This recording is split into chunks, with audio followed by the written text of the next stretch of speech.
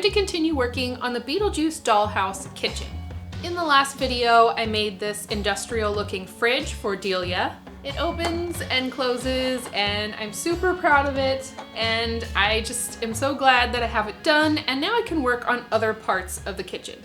I want to work on the wall finishes, the floor, and especially the center island, which is going to be a big focal point. And hopefully whatever else I can fit into this video. Now, before I begin any of that, I need to move the dollhouse over to my work area just because my lights are over there and it makes it a lot easier for me to go back and forth between my work surface and working on the house. However, it keeps getting bigger and bigger.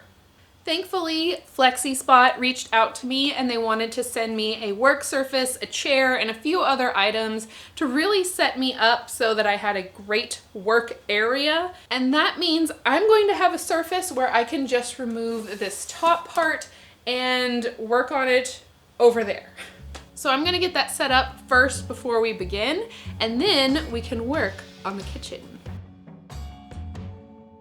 I was sent the FlexiSpot Pro Plus Standing Desk E7, a chair, and so many accessories.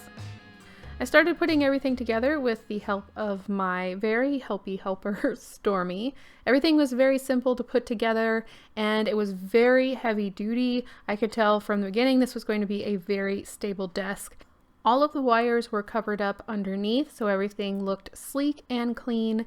They also sent me a cable management system to put underneath the desk for any of my camera wires, and this under the desktop drawer that I'm very proud of myself for installing. Once I got it turned over, my suspicions were confirmed that indeed this desk was very sturdy and incredibly smooth to move up and down, which is very helpful for me because I work standing up and sitting down all the time. And I'm definitely going to be hiding my craft knife in there. The clamp power with USB was one of my favorite items because I'm always needing access to electricity whenever I'm working on anything, for my glue gun or for a fan or even to charge my phone. I'm probably going to be buying a few more of these to put on my other work surfaces because it was just so handy. The chair went together just as easily as the desk, and I really enjoyed having a new chair. I haven't had a new chair in 25 years. Stormy enjoyed it as well. There's lots of lumbar support, and I can definitely see myself feeling a little bit better after working an entire day sitting here. Time for a nap. Thank you so much to FlexiSpot for sending me all of these items. I cannot wait to use this extra desk space in order to work on the Beetlejuice house, so let's bring it over. Also, I will put any of the links to these items, if you're interested, in the description box below so you can check them out. Yes, you were so helpful. So helpful the whole time. So let's get started on the kitchen. The first thing I want to start working on are all the walls in the room. They have a very specific look from the movie. Delia really likes this deep blue, which is already all over the dining room, but now I need to extend it into the kitchen. Thankfully, it's not as marbled as it was in the dining room. It's just going to be a very flat blue. I made a pattern of the floor before I started on the walls just to get that done and out of the way, but I'm going to put that to the side and focus solely on the walls. Because this project is made out of foam board, I have to be very conscious about warping. So my plan of attack is to paint some poster board with this blue color.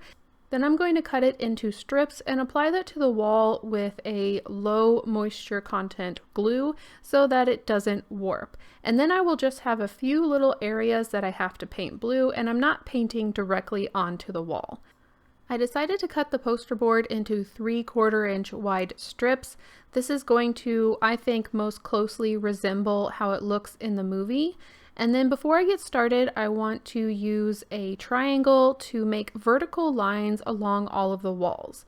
This is going to help me keep everything straight. I don't need to put these in any particular place. They just need to be along the wall. So as I go along, I can make sure that I'm keeping everything perpendicular to the ground. So now I'm just laying everything out, trying to figure out the best spacing. Again, I'm not going to measure too much. A lot of this is me just eyeballing it as I go along. I'm using some Fabrifix, which is an acetone-based glue. This means it doesn't have water in it, and it's going to reduce the likelihood that anything is going to warp. However, because this extra wall panel, I can lay it down flat, I did use my 1, 2, 3 blocks to keep it as flat as possible. With the non-removable walls, I don't have that luxury, so I'm using the 1, 2, 3 blocks at the base of the strip of paper, and then I'm just keeping an eye on it as I go along, making sure that nothing comes away from the wall as the glue dries. It's a pretty straightforward, easy process. However, I do have to pay special attention when I get to the edges of the wall to cut down the strips to make sure they fit perfectly, or around the arched opening. I just went around the back of the wall and traced it with a pencil so that I knew that it would fit really well. And even though it was an easy process, it still took quite a while, just like everything in miniature seems to do. But good miniatures take time. Before I can finish this wall, I have to make a really scary decision. When I was drawing out the kitchen, I noticed that the burners for the stove are inset into the wall. And the only place I can really do this is into this wall right here, which makes sense because I have this little build out right here. So it wouldn't look too weird if there was more wall on this side of the house. However, I already built the foundation, so that's frustrating. But also this is the wall that has the magnets, so I have a very limited space in where I can put the inset stove. So I don't know what to do. This is almost the only place the fridge can go because it is massive. I could put it over here, but I don't know, it just makes the most sense because this wall is bumped out over here for the dining room. So I'm gonna go for it. I'm really nervous about this. I don't like cutting into already set walls, but we're just gonna do it. We're just gonna go for it.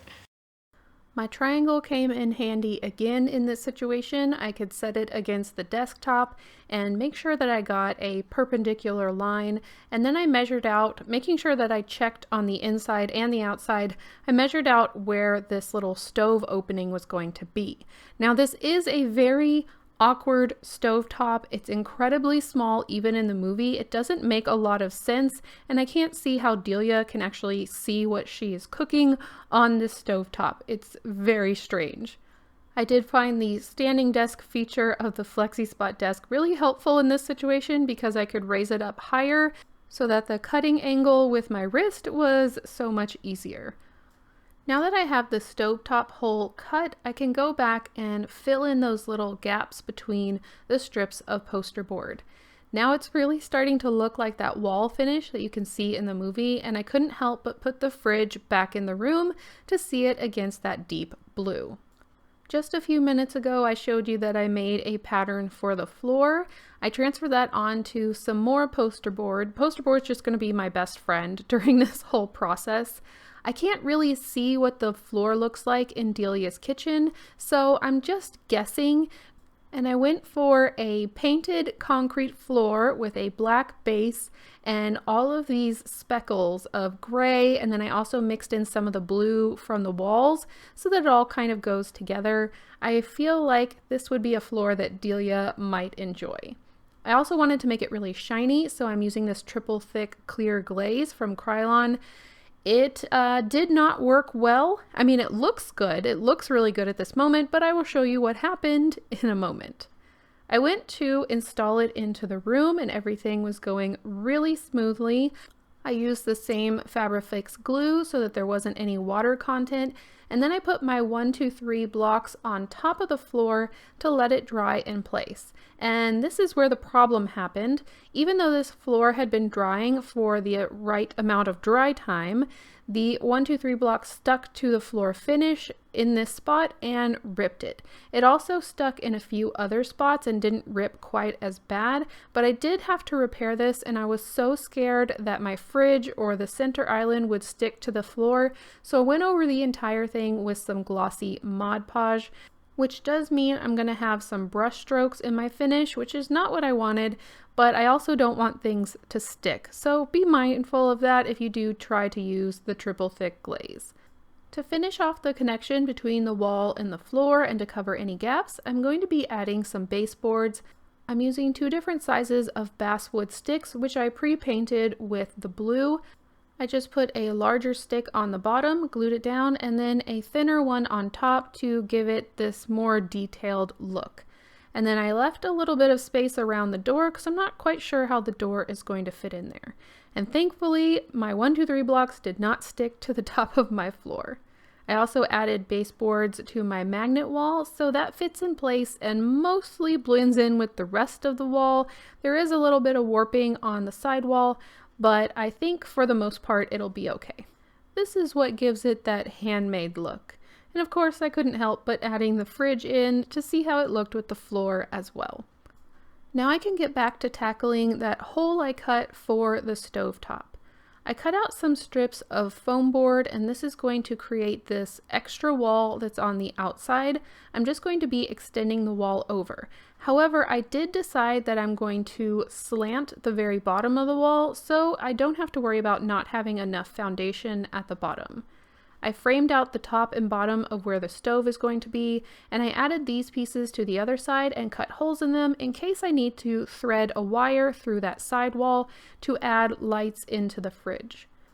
Before I add the back wall or the new exterior wall on, I'm going to pre-paint the interior and also pre-paint this little rectangle here, which is going to make sure that the interior of my stove alcove, I guess I should say, is going to be completely painted before I glue that on.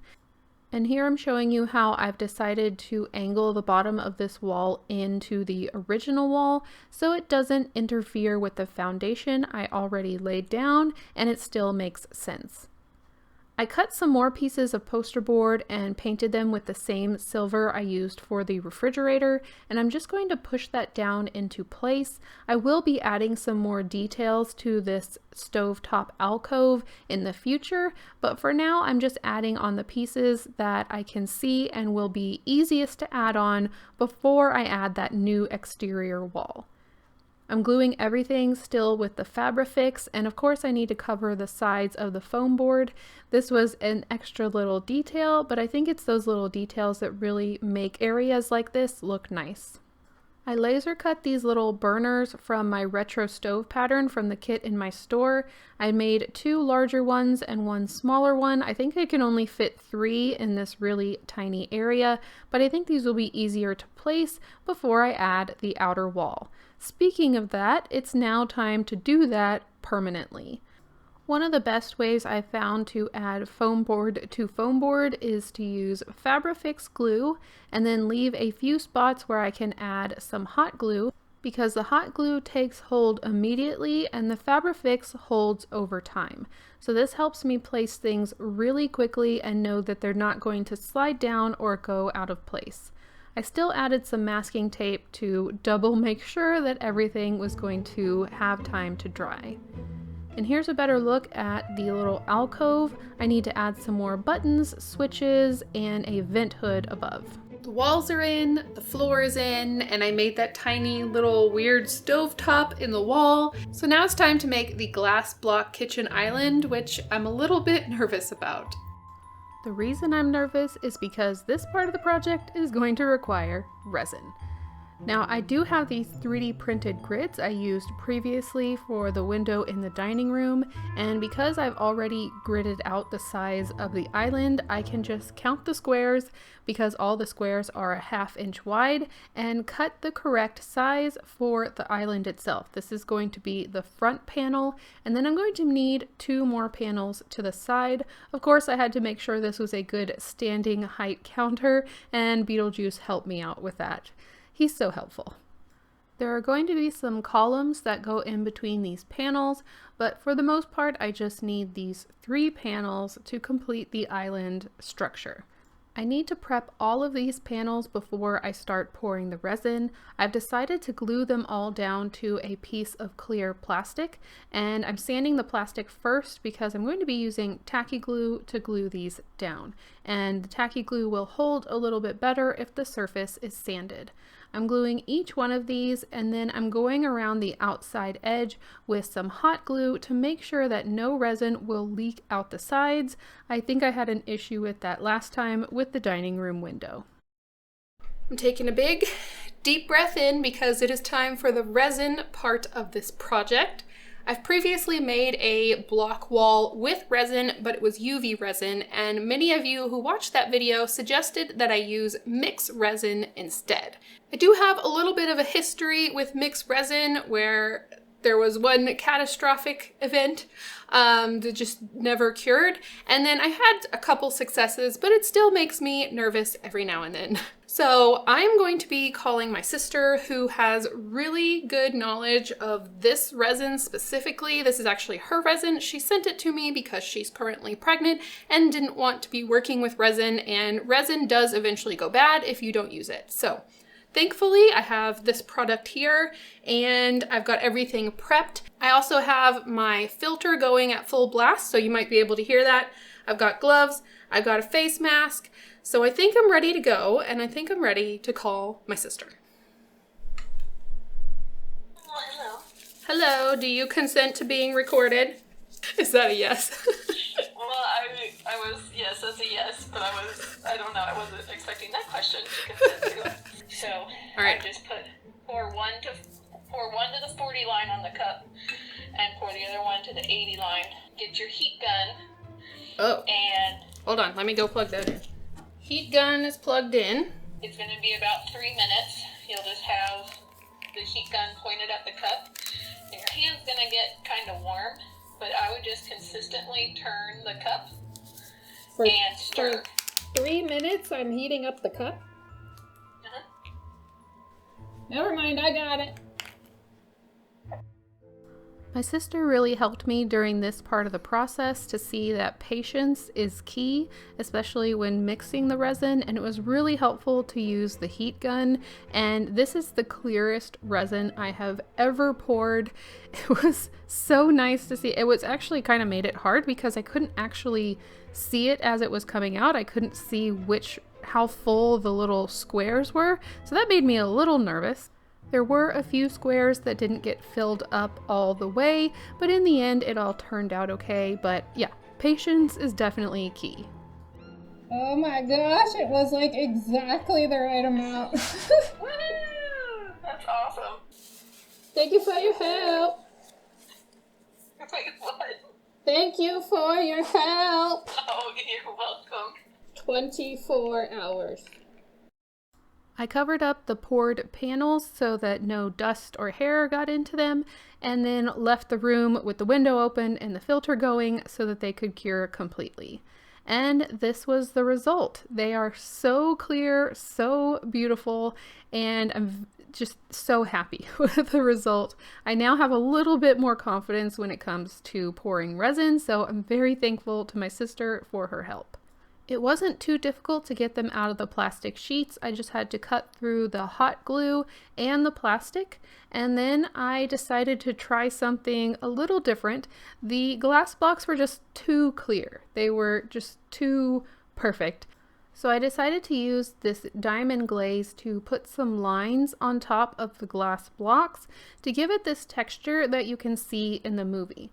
Now mine's a little bit wobbly and it's not as many lines on each glass block, but once I started adding it in a pattern so that they were alternating, I really do think it started to give the effect of a glass block wall. And after doing all of these, I really think I need to go back and redo the window that I did for the dining room because I am so much happier with these and there's no warping. Once they were all completely dry, I could start constructing the island.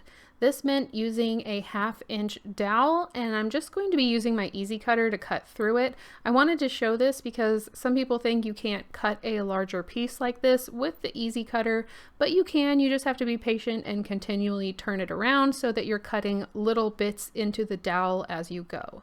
These pieces are a bit hard to see in the film, but I decided to paint them black. I think that's going to work best with the room and the overall look I'm going for.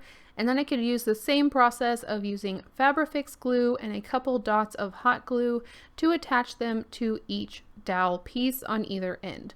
I'm going to attach 2 dowels on either side for the shorter panels, and then once those are done, I can add each one to either side of the longer panel so that I create this 3-wall effect for the base of the kitchen island. And at this point, I'm really happy I added those lines to the glass block. I think it looks really good.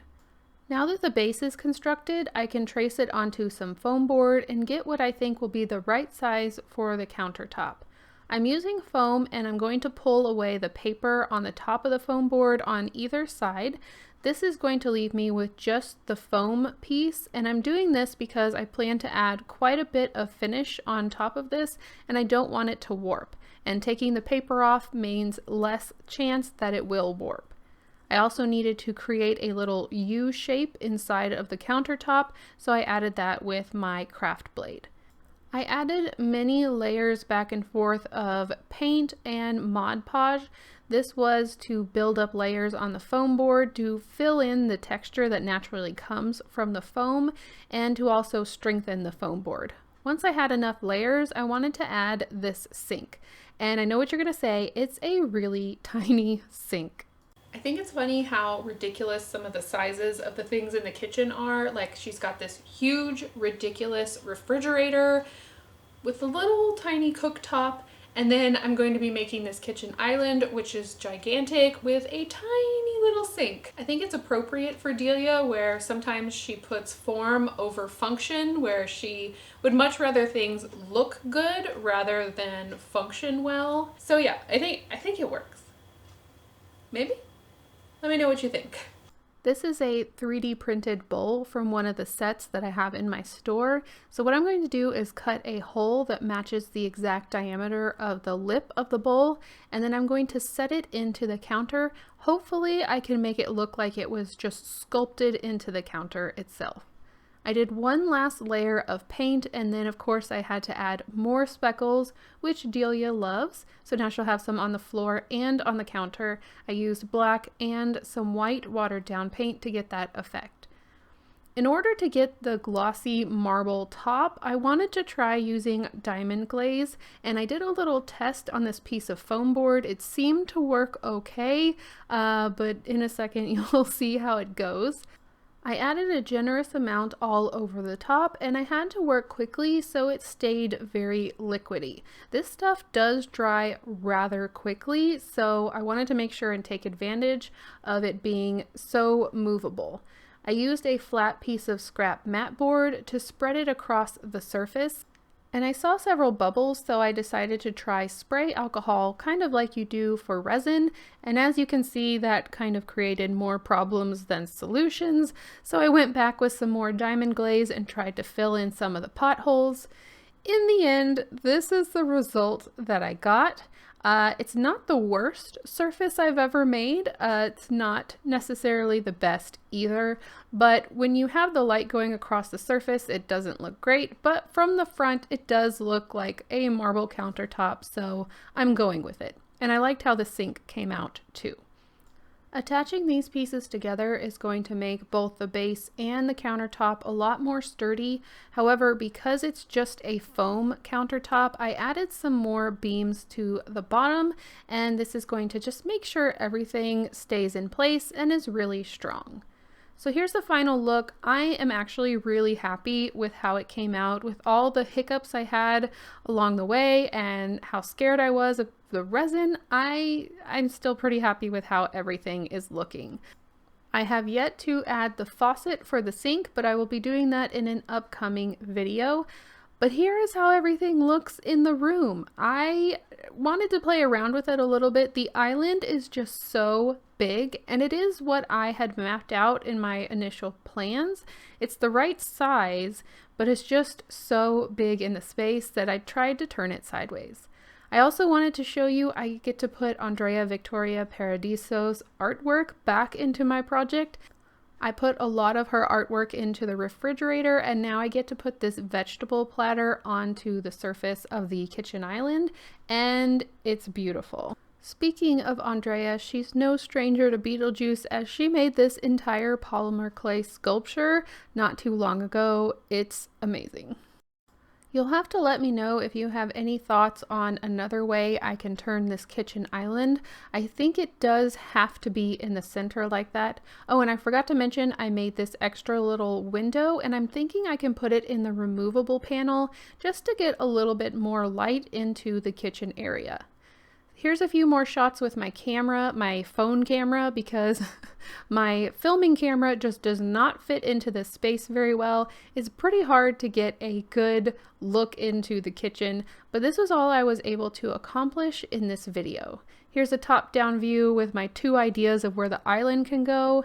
I think it just might have to be in the center, but let me know what you think. Before I end the video, I want to make sure and show you some of the houses that have come in for the Beetlejuice project. If you want to participate, there is still time, and I will leave all that information in the description box below the title of this video. Jasmine wanted to make sure that Beetlejuice was able to use the bathroom whenever he visited the diorama in the attic, so she made him an outhouse. Tammy made the Amityville horror house, and I just love that that's going to be an addition to the diorama. It's just awesome. Victoria and Corinne are a mother-daughter team that both made a house for the diorama, and I love them so much. And Victoria has a channel where she does a lot of scrapbooking and fun things with paper. Tara made the house that's a couple houses down from the church on the diorama, and I love how much detail she got into this, especially the front entrance. Sandra made the covered bridge, and I can't believe how realistically the car is painted on the side of the bridge. It looks so cool. And Renee made that wonky weeping willow looking tree that's next to Beetlejuice's grave in the movie. I also had several things that were sent in for the garage. These were sent by Beverly, perfect little sawhorses with a plank of wood to go on top, with a scroll saw, this little teal drill, and so many other tools. I'm leaving them in the packages for now because I don't want to lose them until they're ready to be permanently put into the garage. Billy sent me these little tins of paint, which I think are perfect, and so many other miniatures. I'm so excited to find other places to use them. Billy's making a Hocus Pocus dollhouse, so make sure you go check it out. And another miniature channel, Panache Luxury, sent me these items, which I think are going to be perfect for Delia's kitchen, and I can't wait to put them in when I start getting to the detail phase. Thank you so much everyone who sent in miniatures for this project. You all are so amazing and so talented. So that's all I have for you today. I have so much more to make in this kitchen and this entire project, so make sure you're subscribed so you can catch it all. Thank you again to FlexiSpot for the desk, chair, and all the accessories. I really enjoyed using the desk, and I actually think I'm going to switch it with my other one so I can use it all the time. It was very sturdy, which as a crafter and someone who records things as I craft is really important. As I said before, if you want to check out any of the links from the items they sent me, they will be linked down below. I hope you all have an amazing week, and I will see you in the next one. Bye. It's time. Not moving the camera, but I do think we deserve a line here. At least one line on Beetlejuice. I cannot wait to use this extra desk.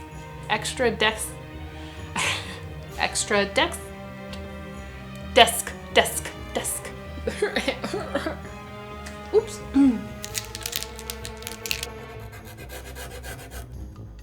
I have to put my hands out here so she will stop licking me. There we go. One pink line for the kitchen progress.